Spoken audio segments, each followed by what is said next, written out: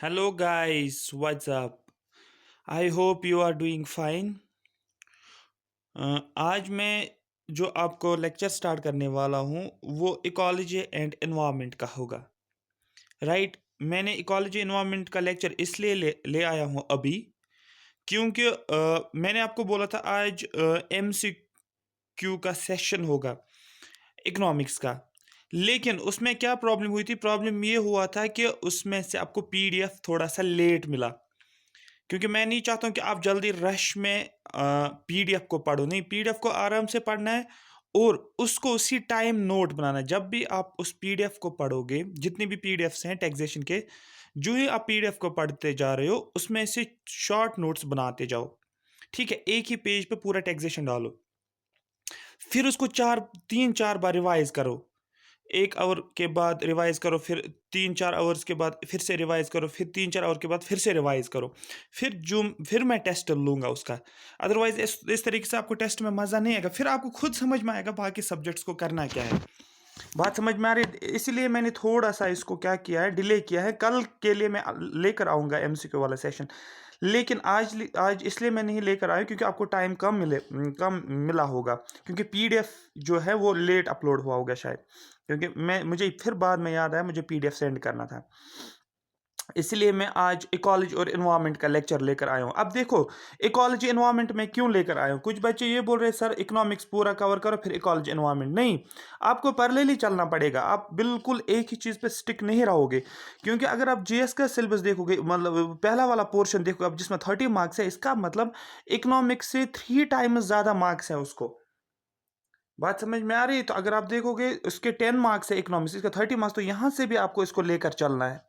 ये नहीं कि आप पूरा पूरा 5 महीने आप इकोनॉमिक्स पे लगाओगे। नहीं, आपको 1 आवर इकोनॉमिक्स पे देना है, वो तो देना ही है डेली बेसिस पे। फिर 2 महीने क्यों ना आप इकोनॉमिक्स पढ़ते रहो, या 2.5 महीने, उससे कोई फ़र्क नहीं पड़ेगा। लेकिन क्या आप इन 2-3 महीनों में इसको चला रहे हो साथ-साथ जीएस को? ये भी ज़रूरी है। इसलिए मैं इकोलॉजी और एनवायरनमेंट का लेक्चर लेकर आया हूँ, क्योंकि अगर मैं ज़्यादा बीच में गैप दूँगा, सपोज़ 3-4 दिन का, 3 दिन पढ़ाऊँगा इकोनॉमिक, 4 दिन, 1 दिन पढ़ाऊँगा इकोलॉजी एनवायरनमेंट, उससे क्या हो जाएगा? उससे इकोलॉजी एनवायरनमेंट का लिंकेज जो है आप कनेक्ट ही नहीं कर पाओगे चीज़ों को, आप भूल जाओगे। इसलिए मैं जल्दी लेकर आया हूँ। और इस आज क्या, और सबसे अच्छी बात क्या है, आज इकोलॉजी का लास्ट पार्ट आएगा। इकोलॉजी का लास्ट पार्ट, ठीक है? ये कंप्लीट नहीं हो रहा है। इकोलॉजी एनवायरनमेंट टॉपिक का नाम है, ecology environment and biodiversity. Ecology का लास्ट पार्ट है। तो कल जो होगा, कल एक MCQ सेशन होगा किसके बेसिस पे? इकोनॉमी। परसों जो होगा वो MCQ होगा किस पे? इकोलॉजी एंड एनवायरनमेंट में। फिर से टाइम रिपीट कर रहा हूँ, कल जो सेशन होगा वो इकोनॉमी के लिए MCQ होगा टैक्सेशन के बेस पे, और पूरे टॉपिक्स को रिवाइज करो, नोट्स बनाते जाओ, अभी नोट्स बनाते जाओ, फिर लास्ट पे टाइम नहीं मिलेगा। फिर परसों जो होगा वो MCQ होगा पूरा इकोलॉजी के बेस पे। जितने भी मैंने 4 लेक्चर्स इकोलॉजी का दिया है, उन चारों के 4 PDFs को पढ़ लो और शॉर्ट नोट्स बना के रिवाइज करते जाओ। ये आपका टारगेट रहना चाहिए 2 दिन का काम। उससे क्या हो जाएगा, देखो फ़ायदा क्या है इसमें से? फ़ायदा इससे ये होगा, आपको एक तो नोट्स भी बना के रहेगा, और जब मैं बोलूँगा कि अब फिर से आपको टेस्ट होगा इन टॉपिक्स का, आप 5 मिनट में इन टॉपिक्स को पढ़ सकते हो। 5 मिनट में, टोटल 5 मिनट, क्योंकि नोट्स ऑलरेडी आपके पास हैं। ना कि आप मेरा PDF उस टाइम फिर से पढ़ोगे, ना, वो काम ही नहीं करेगा, क्योंकि आपको फिर टाइम लगेगा, फिर फ़ायदा ही क्या है पढ़ना? तो साथ-साथ नोट्स में जो ही आप PDF पढ़ोगे, साथ-साथ एक-एक लाइन में पॉइंट लिखते जाओ, जो भी आपको इम्पोर्टेंट पॉइंट लग रहा है उसमें से लिखते जाओ, बस। ठीक, फिर मैं MCQ लेकर आऊँगा। अगर मैं कोई एक्स्ट्रा MCQ लेकर आ रहा हूँ जो नोट्स में नहीं है, आप क्या करोगे? उस MCQ को आप उस MCQ का जो स्टेटमेंट होगा उसको अपने नोट्स में ऐड करोगे। बस उसी को बोलते हैं वैल्यू एडिशन।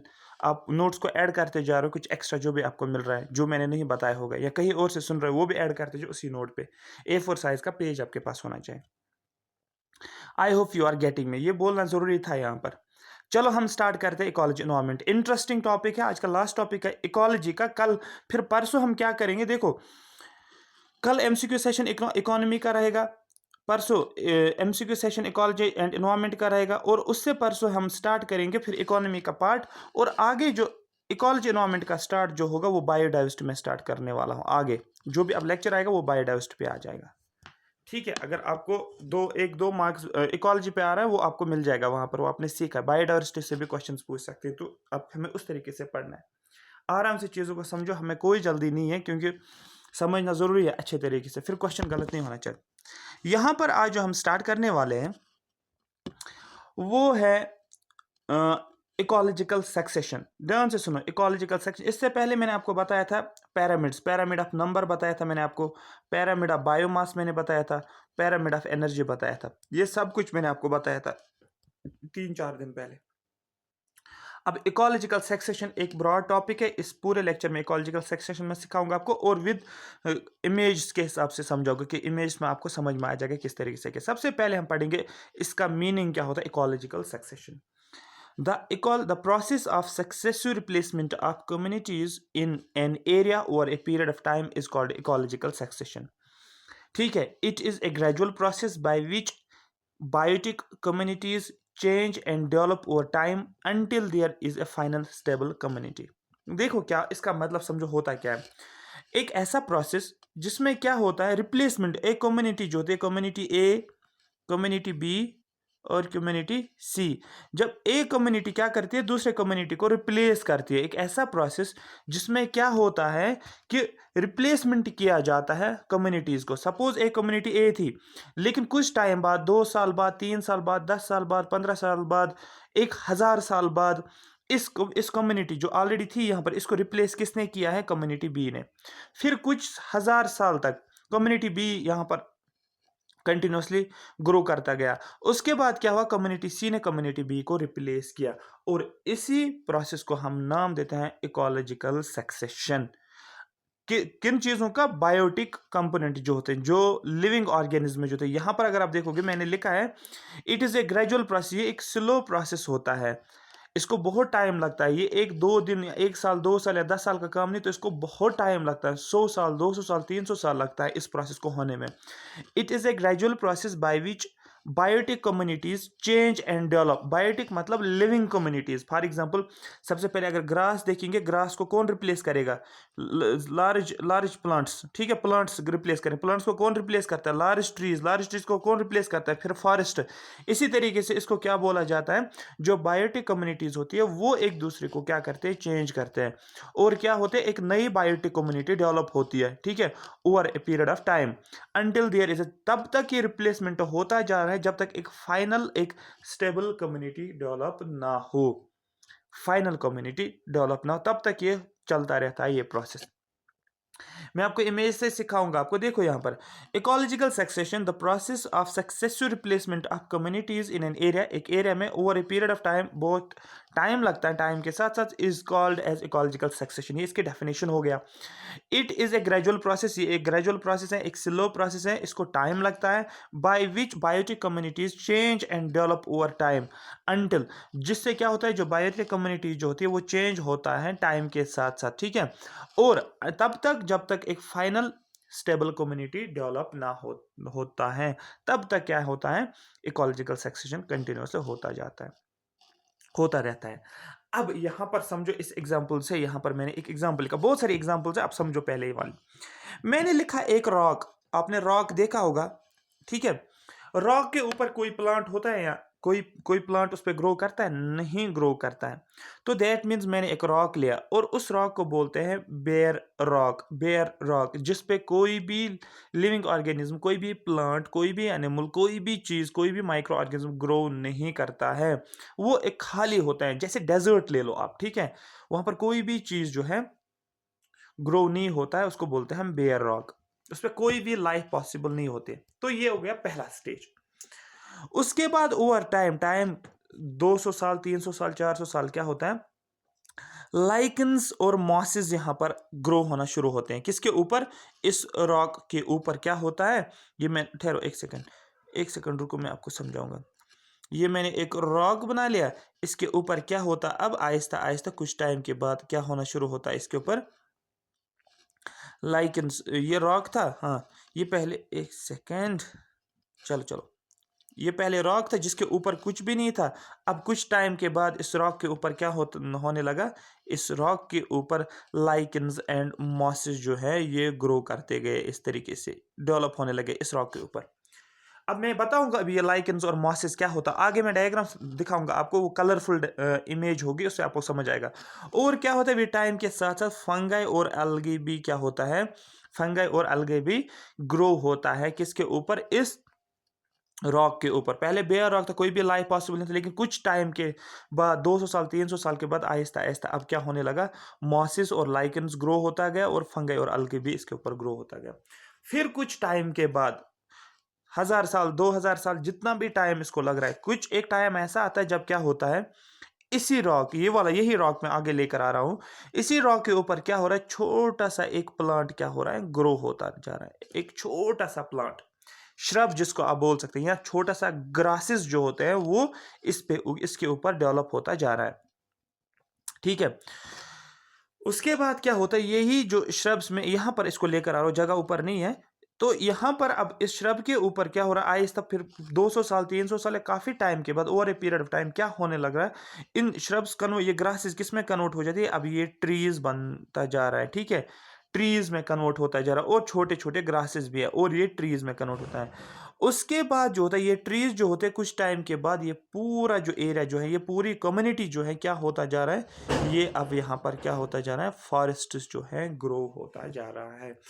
अब ये कन्वर्ट किस में हो गया, एट लास्ट ये कन्वर्ट हो गया पूरा किस में, फॉरेस्ट में। Different types of forest, deciduous forest हैं, एवरग्रीन फॉरेस्ट हैं, ठीक है, पाइनी फॉरेस्ट होते हैं, डिफरेंट टाइप्स ऑफ फॉरेस्ट होते हैं। ठीक है, सेमी एवरग्रीन फॉरेस्ट होते हैं, तो सब कुछ ये फॉरेस्ट में डेवलप होता है। तो देखो, सबसे पहले कोई भी लाइफ नहीं था, उसके बाद मॉसेस, सेकंड स्टेज पर मॉसेस डेवलप होते हैं या फंगा या अलगे, उसके बाद एक श्रब डेवलप होता है, उसके बाद ग्रासेस और ट्रीज डेवलप होता है, और ये ग्रासेस और ट्रीज किस में कन्वर्ट हो, फॉरेस्ट में कन्वर्ट हो जाता है। इसी को हम नाम देते हैं इकोलॉजिकल सक्सेशन। ए कम्युनिटी, ये कम्युनिटी, इसको रिप्लेस कौन करता है, ये वाली कम्युनिटी। सपोज ये मैं ए लिख रहा हूँ, यहाँ पर बी लिखूंगा, यहाँ पर सी लिखूंगा, यहाँ पर डी लिखता हूँ मैं, यहाँ पर ई लिखता हूँ। अब देखो इन कम्युनिटीज को क्या किया जाता है, ये कम्युनिटीज क्या करते हैं, ए कम्युनिटी बी को रिप्लेस कौन करता है, सी को रिप्लेस करता है, सी को कौन रिप्लेस करता है, डी में कन्वर्ट करता है, डी को कौन रिप्लेस करता है, ई कन्वर्ट करता है, और लास्ट पे क्या बनता है, फॉरेस्ट कम्युनिटी बनती है। और जो लास्ट वाली कम्युनिटी होती है उसको बोलते हैं हम फाइनल कम्युनिटी, जो स्टेबल कम्युनिटी जिसको बोला जाता है। और जहां पर कोई भी लाइफ नहीं होती उसको बोलते हैं बैरन एरिया। ठीक है, बैरन एरिया, रॉक की बात करें, वहां पर कोई लाइफ पॉसिबल नहीं है। रोड अगर आप देखोगे, रोड जहां पर गाड़ियां चलते हैं वहां पर कोई लाइफ पॉसिबल नहीं, वहां पर कौन सा प्लांट ग्रो होता है, रोड के ऊपर। इसी तरीके से एक ऐसा एरिया होता है जहां पर कोई लाइफ पॉसिबल नहीं है, उसको बोलते हैं हम बैरन एरिया। आई होप ये इकोलॉजिकल सक्सेशन का कॉन्सेप्ट जो है आपको समझ आया होगा, राइट। अब हम आगे समझेंगे कि डिफरेंट इमेज के जरिए से चीजों को। ठीक है, हाँ, अब देखो यहाँ पर मैंने कुछ आपको बोला था, एक सेकंड रुको रुको रुको, हाँ। अब अभी देखो आप, मैंने बोला था आपको लाइकेंस और मॉसेस। ठीक है, इनकी ये लिविंग ऑर्गेनिज्म समझो आप, इनकी लाइफ होती है, इनके लिविंग होते हैं।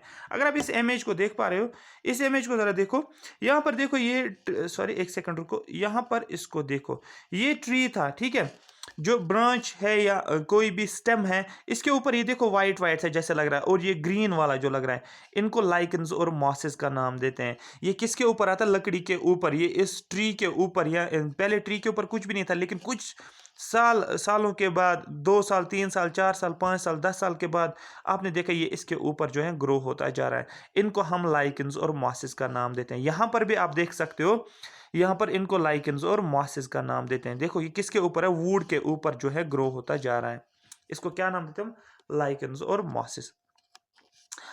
आगे देखो, ये भी एक इमेज देखो, ये लाइकेंस और मॉसेस की इमेज है। आपको तो आइडिया आ रहा होगा अब ये होता क्या है, कि देखो ये लिविंग ऑर्गेनिज्म्स हैं। ठीक है, इनकी लाइफ होती है, ये बायोटिक है। ठीक है, आगे देख तो ये भी आप मुझे आपको आगे दिखाना है, ये भी आपको मैंने दिखाया। हाँ, अब ये इमेज देखो, यहाँ पर भी देखो लाइकेंस और मॉस इस पूरे वुड के ऊपर।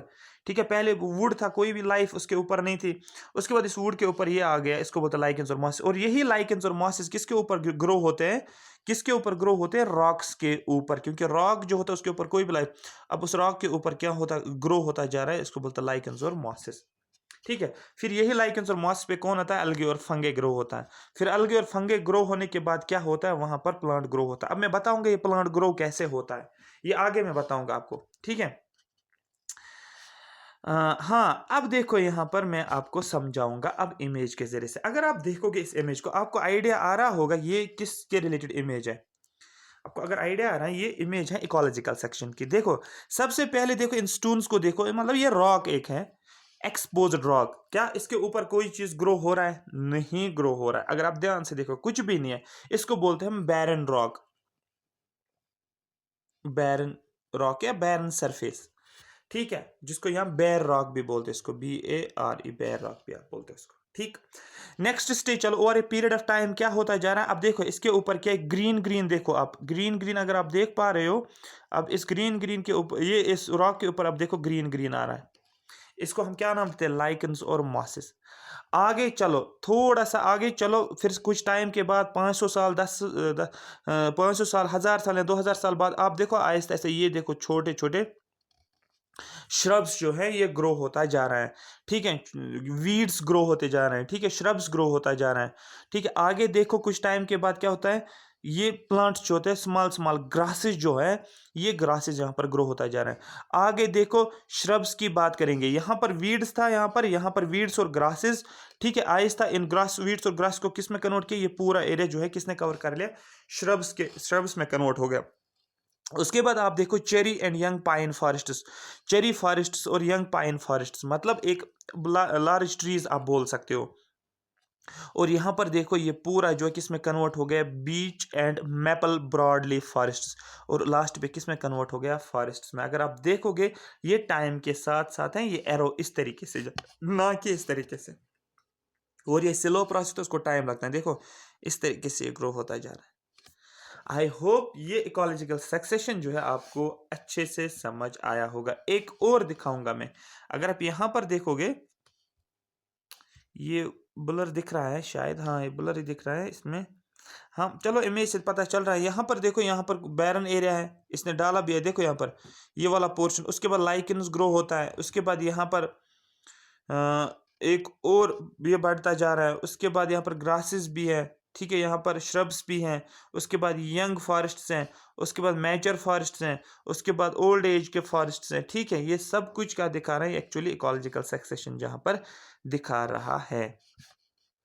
ये आपको आई होप समझ आया होगा इकोलॉजिकल सक्सेशन होता क्या है, ठीक है, चीज़ों को समझना। अब देखो आपको इकोलॉजिकल सक्सेशन समझ में आ गया। अब देखो इसके साथ जितने भी रिलेटेड टर्म्स हैं जहाँ से क्वेश्चन बनता है, वो टर्म्स आपको जल्दी समझ में आएगा, फास्ट 1 मिनट में समझ में आएगा इन टर्म्स को, और आपको याद करने की ज़रूरत ही नहीं, आपको पूरा समझ में आ जाएगा। अब देखो मैंने बोला पहला होता है जहाँ से स्टार्ट होता है, जो पहली स्पीशीज ग्रो होती है किसके ऊपर? बैरन रॉक के ऊपर। बात समझ में आ रही है? क्योंकि उस बैरन पे कोई लाइफ नहीं होती, लेकिन उसके बाद जो मॉसेस आते हैं उसके ऊपर या लाइकेन्स आते हैं, वो एक पहली कम्युनिटी बनती है या पहला स्पीशीज जो उसके ऊपर आता है, इसकी हम बात करेंगे। उसके बाद बीच वाली स्टेज होती है, ये वाला स्टेज, ये वाला स्टेज, ये वाला स्टेज, ये वाला स्टेज, और लास्ट पे क्या बनता है? एक फॉरेस्ट बनता है। यही मैंने आपको समझाया ना। इसका मतलब एक पहला होता है, फर्स्ट होता है, ठीक, एक होता है लास्ट वाला। पहला वाला ये वाला ले लो आप, क्योंकि ये बैरन रॉक है, आप रखो। उसके बाद क्या देखो यहाँ पर लाइकेन्स और मॉसेस, तो पहला वाला ये हो गया और लास्ट वाला ये हो गया। कौन सा वाला? लास्ट वाला ये वाला हो गया। ध्यान से समझो मैं क्या बोल रहा हूँ। इनको क्या बोला जाता है? जो पहला वाला होता है, इसको यहाँ पर जो भी पहला स्पीशीज ग्रो होता है इस बैरन रॉक के ऊपर, विद टाइम उसको हम नाम देते हैं, उस स्पीशीज को नाम देते हैं पॉइनियर स्पीशीज। और वो कम्युनिटी जो होती है उस स्पीशीज के कम्युनिटी, क्योंकि वो एक कम्युनिटी बनती है ना उस एरिया में, उसको हम पॉइनियर कम्युनिटी का नाम देते हैं। ये बात याद रखो। वो स्पीशीज जो सबसे पहले ग्रो होती है कहाँ पर? बैरन रॉक के ऊपर, ठीक है, उसको हम क्या नाम देते हैं? उसको बोलते हैं पॉइनियर स्पीशीज। बेस्ट एग्जाम्पल जो है मॉसेस और लाइकेंस, और उस कम्युनिटी को नाम क्या देता है? Pioneer community. एक हो गया ये। जो बीच वाली जो होती है, जो चेंजेस होती जा रहा है, अब ये कम्युनिटी इसमें चेंज होता जा रहा है, ये कम्युनिटी इसमें चेंज, ये बीच वाली स्टेज जो होती है, और इन स्टेजेस को नाम दिया जाता है cereal stages, SERAL। Cereal stages बोलो आप या सिरल कम्युनिटीज बोलो आप। जो बीच वाली कम्युनिटीज होती है, मतलब फर्स्ट कम्युनिटीज के बाद जितनी भी कम्युनिटीज आ जाती है, जितनी भी स्टेजेस आते हैं, उनको बोलते हैं सिरल स्टेज। और जो लास्ट पे होता है उसको बोलता है क्लाइमैक्स कम्युनिटी। आपने मूवी का क्लाइमैक्स देखा होगा, क्लाइमैक्स हमेशा क्या होता है? जब मजेदार होता है। इसी तरीके से लास्ट पे जो कम्युनिटी बनती है उसको बोलते हैं क्लाइमैक्स कम्युनिटी। और ये क्लाइमैक्स कम्युनिटी जो थी, ये स्टेबल कम्युनिटी होती है। बात समझ में आ रही है? उसके बाद कोई कम्युनिटी नहीं आती है, ये क्लाइमैक्स कम्युनिटी फाइनल कम्युनिटी होती है। अब यही डेफिनिशंस हमें यहाँ पर समझना है। इसको मैं थोड़ा सा जूम करूंगा। हाँ, चलो हम इसको पढ़ते हैं। Pioneer species, pioneer species invades the bare land initially are called as pioneer species. For example, lichens. ये किसको इन्वेड करते हैं, ये किसको ऑक्यूपाई करते हैं? जो बैरन लैंड जो होता है, जो खाली लैंड होता है, जहां पर पहले कुछ भी नहीं होता है, लेकिन जो पहली स्पीशीज उस बैरन लैंड के ऊपर ग्रो होता है, उसको बोलते हैं पायनियर स्पीशीज। और बेस्ट एग्जांपल हमारे पास लाइकेंस और मॉसेस भी है, या आप बोल सकते हो फंगाई और अलगे भी आप बोल सकते हो। तो क्वेश्चन आएगा, which of the following is true about pioneer species? Lichen is a pioneer species, forest is a pioneer species, ठीक है। ग्रासेस आर पायनियर स्पीशीज नहीं, आपको बोलना है लाइकन्स जो है ये पायनियर स्पीशीज है, ये पहली स्पीशीज होती है एक सक्सेशन, इकोलॉजिकल सक्सेशन के पहला स्पीशीज। और जो इन स्पीशीज सभी लाइकन्स जो मॉसिस जो है एक एक मिल जाते हैं, एक ये सभी स्पीशीज असेंबल हो जाते हैं, मिल जाते हैं और एक कम्युनिटी बनाते हैं। जैसे मैंने आपको समझाया था कम्युनिटी क्या होता है, जब ऑर्गेनिजम्स मिल जाते हैं, प्लांट ऑर्गेनिजम्स, प्लांट स्पीशीज होते हैं, एनिमल स्पीशीज होते हैं, ह्यूमंस होते हैं और एक दूसरे के साथ इंटरेक्ट करते हैं, उसको हम क्या नाम देते हैं? कम्युनिटी बनती है। तो पायनियर कम्युनिटी की बात करेंगे यहाँ पर। ये जो इनकी स्पीशीज होती है, इनकी मॉस और लाइकन्स की, ये असेंबल होकर क्या बनाते हैं? एक पायनियर कम्युनिटी बनाते हैं। फॉर एग्जांपल लाइकन्स और मॉसेस मिलकर क्या बनाते हैं? एक कम्युनिटी, जिसको बोलते हैं पायनियर कम्युनिटी। आई होप यहाँ तक आपको पायनियर स्पीशीज और पायनियर कम्युनिटी समझ आया होगा। सिरल स्टेज या सिरल कम्युनिटीज किनको बोलते हैं? Different communities are stage replacing one another during succession is are called as seral communities. वो कम्युनिटीज जो बीच वाली कम्युनिटीज होती है, जो एक दूसरे को रिप्लेस करते हैं, एक स्टेज में कन्वर्ट हो जाता है दूसरे स्टेज में, ठीक है। किसके दौरान? इकोलॉजिकल सक्सेशन के टाइम के दौरान। इसको हम नाम देते हैं सिरल कम्युनिटीज। उसके बाद क्लाइमैक्स कम्युनिटी किसको बोलते हैं? क्लाइमैक्स कम्युनिटी होती है जो last community. The final stage of succession is represented by A stable community which does not show changes as long as its environment does not change। ये तब तक चेंज होता है जब तक environment चेंज होता है। मतलब इसका ये है कि ये एक ऐसी कम्युनिटी थी जो एक फाइनल कम्युनिटी होती है, फाइनल स्टेज, इसके बाद कोई और स्टेज नहीं आएगा।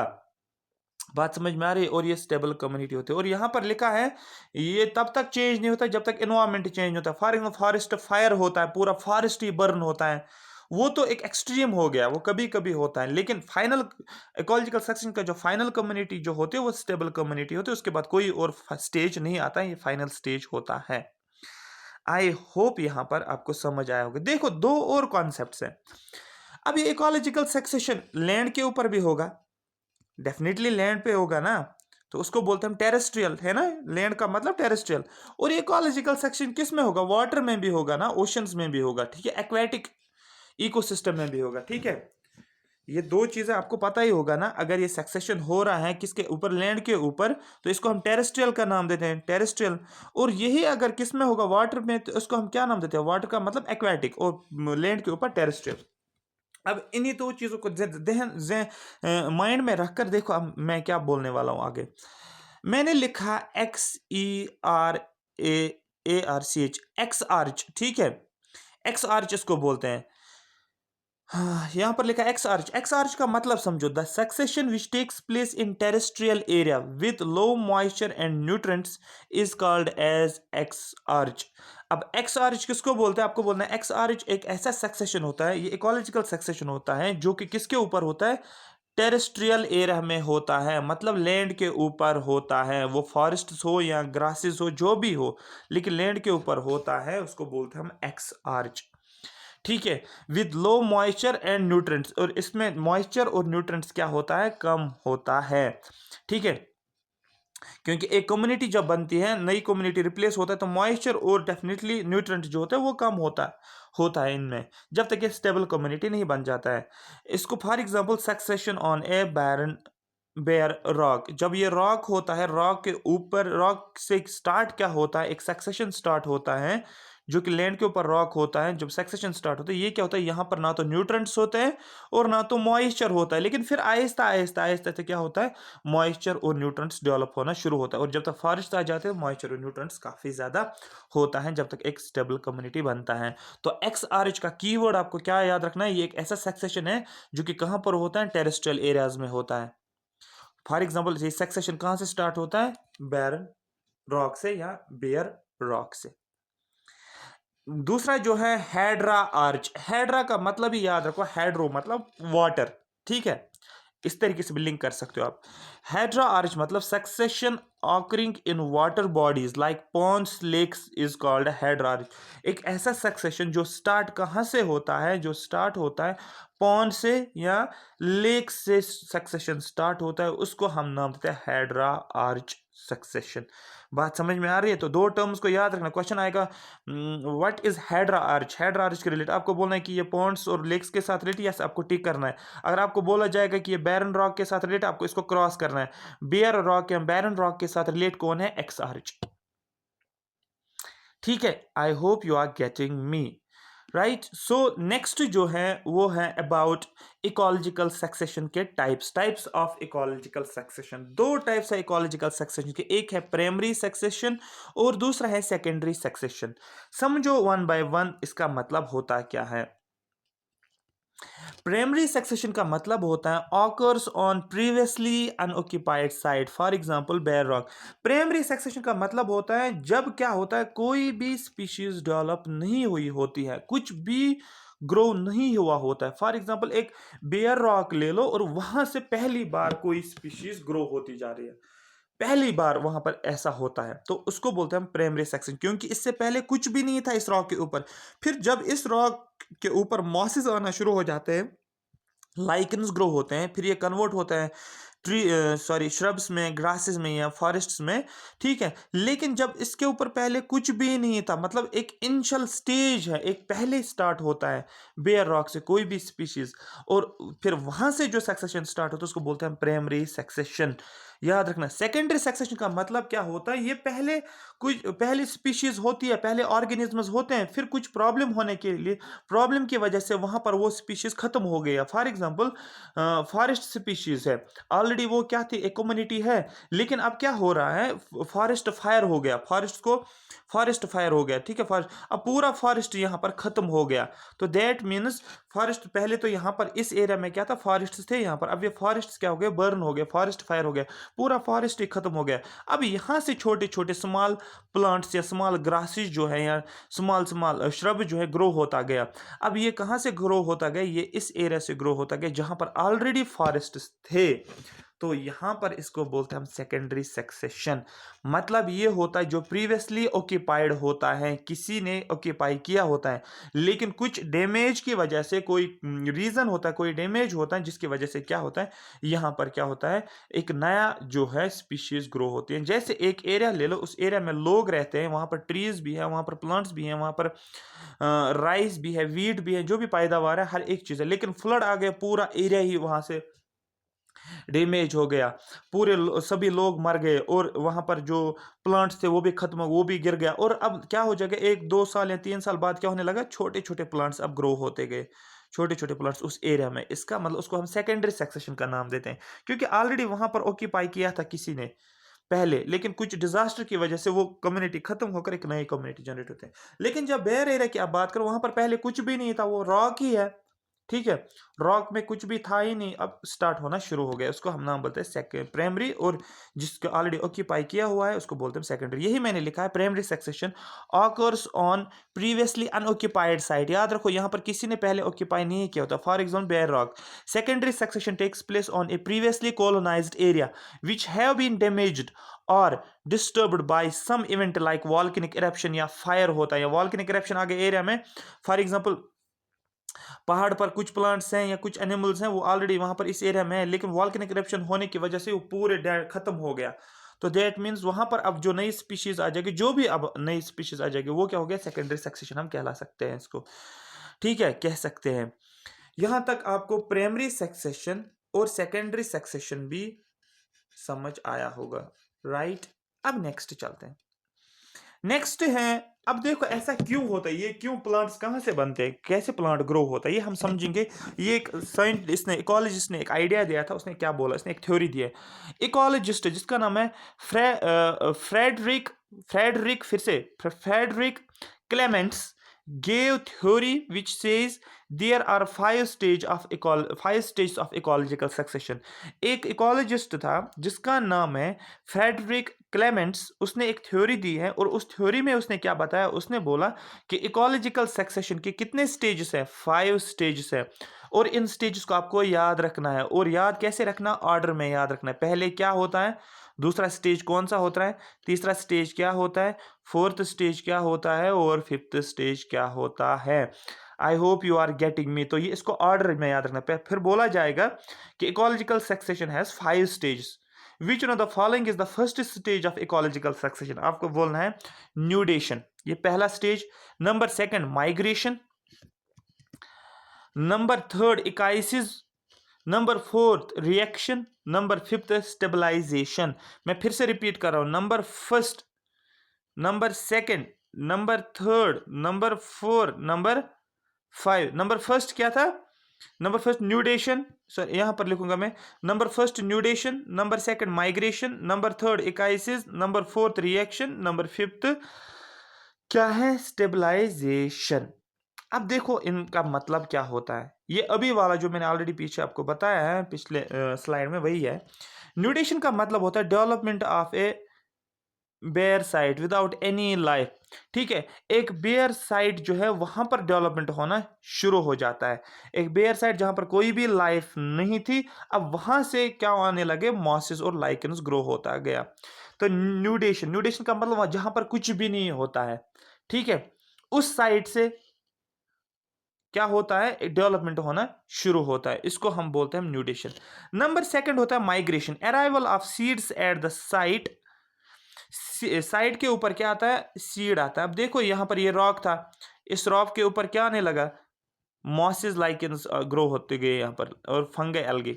अब आगे आगे क्या होता गया, यहाँ पर थर्ड में लिखता हूँ यहाँ पर। अब आगे क्या हो गया, सीड एक आ गया, और वो यहाँ पर क्या हो गया, इस सीड की वजह से छोटा सा प्लांट ग्रो हो गया। अब आप बोलोगे सीड आया कहाँ से, सीड आता है जो बर्ड्स होते हैं, ठीक है, वो क्या करते हैं, वो जो पॉलिनेशन होते हैं, इंसेक्ट्स जो होते हैं पॉलिनेट करते हैं, या बर्ड्स जो होते हैं जब वो सीड्स खाते हैं फील्ड्स में, उनके माउथ में क्या होता है, वो सीड्स होते हैं। और जब वो फ्लाई करते हैं, या उनके जो पैर होते हैं उनके जो, ठीक है, किनके जो बर्ड्स होते हैं या ईगल होता है या जो भी बर्ड स्पीशीज है, वो क्या करते हैं, जब एक जगह से दूसरी जगह वो क्या करते हैं, फ्लाई करते हैं, तो उनके मुंह से या जो भी होता है उनके साथ जो सीड्स होते हैं वो गिर जाते हैं, कहीं ना कहीं पर वो गिर जाता है। और जब वो इस बैरन एरिया में गिर जाता है, मतलब इन मॉसेस और लाइकेंस के आसपास ही गिर रहा है इस एरिया में, तो आहिस्ता आहिस्ता सीड क्या होता है, सीड होना ग्रो होता है। और सीड जो होता है वो कन्वर्ट किस में होता है, प्लांट में कन्वर्ट होता है। और वही प्लांट आहिस्ता आहिस्ता किस में कन्वर्ट होता है, ट्री में कन्वर्ट होता है। और वही ट्री किस में कन्वर्ट होता है, स्मॉल फॉरेस्ट, फिर लार्ज फॉरेस्ट, मतलब मैच्योर फॉरेस्ट, फिर ओल्ड एज फॉरेस्ट में कन्वर्ट होता है, लार्ज लीफ फॉरेस्ट में कन्वर्ट होता है। इसीलिए इसको बोला जाता है arrival of seed at site, किस साइट पे, जहां से डेवलपमेंट होना शुरू हो गया था। आगे काइसिस का मतलब क्या होता है, जब सीड आ गया तो सीड क्या हो जाएगा, अब germination of seed and growth of plant, seed अब जर्मिनेट करना शुरू करेगा और ग्रो करना शुरू करेगा, और छोटा सा एक प्लांट बन जाएगा। रिएक्शन का मतलब क्या होता है, interaction of plants with environment and competition between these plants. अब प्लांट ग्रो हो जाएगा, फिर इस प्लांट के क्या होंगे, अपने सीड्स होंगे, फिर यही प्लांट अपने सीड्स को फॉल करेगा, फिर उन सीड से नए प्लांट्स बनेंगे, फिर इस प्लांट से सीड्स गिर जाएंगे, ऐसे ऐसे होता जा रहा है, होता जा रहा है, ये ग्रो होता जा रहा है, ये प्लांट्स की कम्युनिटी होती है, और इनके आपस में कंपटीशन स्टार्ट होता है। अब कंपटीशन क्या स्टार्ट होता है, खाने पीने के ऊपर कंपटीशन, बहुत सारी चीज़ों, सनलाइट के ऊपर कंपटीशन, ठीक है। एक ज़्यादा ग्रो होता है, दूसरा जो होता है स्मॉल रहता है, जिसकी वजह से इसके ऊपर क्या आता है, शेडो आ जाता है, तो ये फोटोसिंथेसिस नहीं कर पाता, ये फूड ही प्रिपेयर नहीं कर पाता है। कुछ बात समझ में आ रही, जितना इसको इसको ऐसे समझो ना, कंपटीशन का मतलब क्या होता है, ये एक प्लांट था, ये दूसरा प्लांट आ गया, इसको यहाँ से भी दूसरा प्लांट। अब देखो ये इस प्लांट की हाइट थोड़ा ज़्यादा है, इस प्लांट की भी हाइट ज़्यादा है, और इसके लीव्स भी है। अब इसकी वजह से क्या आता गया, इसको शेड आता गया, किनको, ये जो बीच वाले प्लांट्स थे। अब यहाँ पर ये प्लांट्स ग्रो होता जा रहा है, क्योंकि इनको फोटो सनलाइट को ट्रैप करता जा रहा है, और ये प्लांट सनलाइट को उतना ट्रैप नहीं कर पाते हैं, क्योंकि सनलाइट जो होता है इन यहाँ तक नहीं पहुँच जाता इन प्लांट्स तक, ठीक है, क्योंकि बिकॉज ऑफ शेडो की वजह से। और ये क्या होता है, ये ग्रो ही नहीं कर पाते, तो यहाँ पर कंपटीशन देखने को मिल रहा है। इस तरीके से भी आप इस चीज को समझ सकते हो।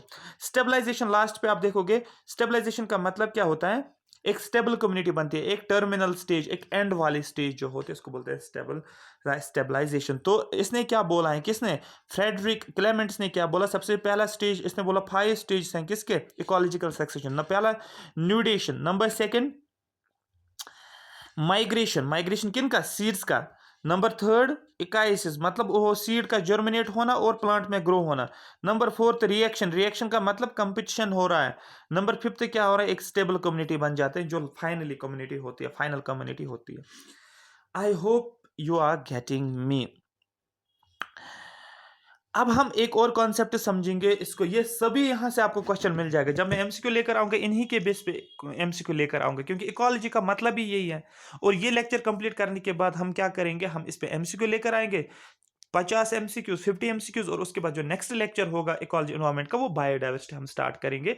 और बायोडाइवर्सिटी के कम से कम 7 से 8 लेक्चर लेकर आऊंगा मैं, अगर इसके 4 है उसके 8 है, क्योंकि बायोडाइवर्सिटी एक ब्रॉड टॉपिक है, ठीक है। 5 क्वेश्चंस भी बायोडाइवर्सिटी से पूछ सकते हैं, क्योंकि 30 मार्क्स का पोर्शन है, तो 5 ज्योग्राफी से समझो आप, 5 8 ज्योग्राफी से समझो, 5 8 उसमें से समझो आप, किस में से, इकोलॉजी एनवायरनमेंट से, 5 8 हिस्ट्री विस्ट्री मिलाकर हो गया 24, 5 8 इधर उधर जो बाकी topics Jammu and Kashmir history के बारे में, ज्योग्राफी के बारे में, हो गया टोटल। इस तरीके से आपको इस सब्जेक्ट को पढ़ना है, ना कि एज ए टॉपिक आपने देखा उस पर तो उतना ही पढ़ोगे आप थोड़ा सा, ना ये एज ए सब्जेक्ट आपको पढ़ना है एक्चुअली, क्योंकि 10 मार्क्स में 30 मार्क्स में ब्रेक किया हुआ ना। अब इकोटून का मतलब क्या होता है, एक और कॉन्सेप्ट है जिसको बोलते हैं ecotone. Next concept is edge effect है, number third is edge species. देखो इकोटून का मतलब क्या होता है, अगर आपने देखा होगा, ये एक, सपोज ये ग्रास है यहाँ पर, और जब आप इस ग्रास में चल रहे हो, यहाँ से आगे आप इस ग्रास में चल रहे हो, और जब आप देख रहे हो कि ग्रास जो है, आप चल रहे हैं इस ग्रास में, थोड़ा खेल रहे हैं, जो भी है इस ग्रास वाली कम्युनिटी में, तो ग्रास कम्युनिटी है यहाँ पर, ग्रासेस की स्पीशीज है। और आपने देखा अचानक से, आपको पता ही नहीं चल रहा जब तक आप किस में घुस जाते हो, फॉरेस्ट्स में घुस जाते हो। ये मैंने लिखा है यहाँ पर फॉरेस्ट्स, तो दैट मीन्स ये ग्रास कम्युनिटी है, ये फॉरेस्ट कम्युनिटी है। तो डेफिनेटली जहां पर ग्रास कम्युनिटी एंड होता है और फॉरेस्ट कम्युनिटी स्टार्ट होता है, ये बोल सकते हो आप, या बोल सकते हो जहां पर फॉरेस्ट, अगर यहां से आप आ रहे हो जहां से फॉरेस्ट कम्युनिटी जो होती है एंड हो रहा है, फॉरेस्ट स्पीशीज और ग्रास की स्पीशीज स्टार्ट हो रहा है, ये भी आप बोल सकते हो। तो कुछ एरिया कॉमन होगा ना, जहां पर फॉरेस्ट, जहां पर ग्रासेस एंड होते हैं और फॉरेस्ट स्टार्ट, कुछ एरिया कॉमन होता है ना, और इस कॉमन एरिया को ही क्या बोलते हैं हम, इकोटून। मतलब it is the zone of transition between two communities, दो कम्युनिटीज के बीच में जोन ऑफ ट्रांजिशन को हम नाम देते हैं हम इकोटून, राइट। नेक्स्ट कॉन्सेप्ट क्या है, इसका मतलब एग्जांपल मैंने क्या बताया, ग्रास और फॉरेस्ट बोला मैंने, आप ये भी बोल सकते हो वाटर और लैंड आप बोल सकते हैं, मैं अभी आप डायग्राम्स दिखाऊंगा, आपको वहां से समझ में आएगा। इसको बोलते हैं आप इकोटून। अब इकोटून का शॉर्ट आपको याद क्या रखना है, इकोटून होता है ये जोन ऑफ ट्रांजिशन होता है दो डिफरेंट कम्युनिटीज में, फॉर एग्जाम्पल ग्रास और फॉरेस्ट में। तो यहां पर अब देखो यहां पर ध्यान से समझो फिर से, एक और एग्जाम्पल, ये इस तरीके से मैंने एक कम्युनिटी को बनाया, ये दूसरी कम्युनिटी बना ली, ये ग्रास है और ये फॉरेस्ट है, यहां तक ठीक है ना। I hope you are getting me. Like करते जाओ, लाइक करो साथ साथ, और शेयर भी करो, ठीक है, कमेंट्स में मेंशन करो कि सेशन कैसा लगा आपको। अब देखो यहां पर ग्रास स्पीशीज यहां पर होंगे, डेफिनेटली ग्रास के स्पीशीज होंगे, और कौन सी स्पीशीज होंगे, अगर ये कॉमन एरिया है तो फॉरेस्ट स्पीशीज भी यहां पर होंगे ना, ठीक है। अब जो स्पीशीज, जो कॉमन स्पीशीज यहां पर होता है, ग्रासेस और फॉरेस्ट स्पीशीज को मिला के जो स्पीशीज यहां पर होती हैं, जो एक दूसरे के साथ इंटरेक्ट करते हैं, दो कम्युनिटीज की स्पीशीज जो एक ही जोन में पाए जाते हैं, इस ट्रांजिशन जोन में जो पाए जाते हैं, ग्रासेस के भी और फॉरेस्ट से, इसको बोला जाता है एज इफेक्ट। ठीक है, और उन स्पीशीज को क्या नाम दिया जाता है जो इस कॉमन एरिया में है, ग्रासेस और फॉरेस्ट का जो कॉमन एरिया, उन स्पीशीज को बोलते हैं एज स्पीशीज। बात समझ में आ रही है? तो यही मैंने लिखा है यहां पर। एज इफेक्ट का मतलब होता है at the zone of transition between two communities there is intermixing of species from both the communities, therefore there is increased variety and density of some species, some organisms at the ecotone. This is called as edge effect। और इस zone में ये वाला पहला था और ये वाला दूसरा, ये कॉमन जोन है। यहां पर मुझे बोलो डेंसिटी ज्यादा होगी या डेंसिटी कम होगी? डेफिनेटली इस जोन में डेंसिटी ज्यादा होगी, क्योंकि यहां पर हर एक वैरायटी आपको देखने, ग्रासेस का भी, फॉरेस्ट का भी। ठीक है, जो ग्रासेस में एनिमल्स रहते हैं यहाँ पर वो भी होते हैं, जो फॉरेस्ट में एनिमल रहते हैं वो भी यहाँ पर रहते हैं। स्मॉल ग्रासेस भी होगा, हर एक वैरायटी आपको यहाँ पर देखने को मिलेगा। इसका मतलब इस ट्रांजिशन जोन में इसकी डेंसिटी क्या होती है? ट्रांजिशन जोन का आपको बोलना है डेंसिटी बहुत ज़्यादा होती है। इस एरिया में डेंसिटी ज़्यादा होती है। ठीक है, एरिया अगर छोटा एरिया होता है और काफ़ी ज़्यादा स्पीशीज देखने को मिल रहा है, उसको बोलते हैं डेंसिटी ज़्यादा होना। तो यहाँ पर इस इफेक्ट, इसको बोलते हैं हम एज इफेक्ट, जहाँ पर क्या होता है, दो कम्युनिटीज का जो ट्रांजिशन एरिया है वहां पर जो होते हैं डिफरेंट स्पीशीज एक दूसरे, दो डिफरेंट कम्युनिटीज की स्पीशीज एक दूसरे के साथ इंटरमिक्स करते हैं, और इसको बोला जाता है एज इफेक्ट। और जो स्पीशीज इस एरिया में होती हैं उनको बोलते हैं हम एज स्पीशीज। यही मैंने लिखा है, the organisms which occur primarily at the ecotone are called as edge species. For example deer, deer जो होता है ये कहां पर बैठता है? डियर जो होता है ये कहां पर होता है? डियर फॉरेस्ट में, ग्रासेस में भी होता है और डियर फॉरेस्ट में भी होता है। और फॉरेस्ट और ग्रासेस को मिलाकर जो कम्युनिटी होता है, तो दैट मीन्स डियर जो है दोनों जगह पर बैठ जाएगा। मतलब ये दोनों एरिया, इसका मतलब ये इसके लिए एक स्टेबल जगह है, इसको बोला जाता है एज स्पीशीज। क्वेश्चन आएगा कि डियर क्या, आपको बोलना है ये एज स्पीशीज है। ठीक है, I hope you are getting me.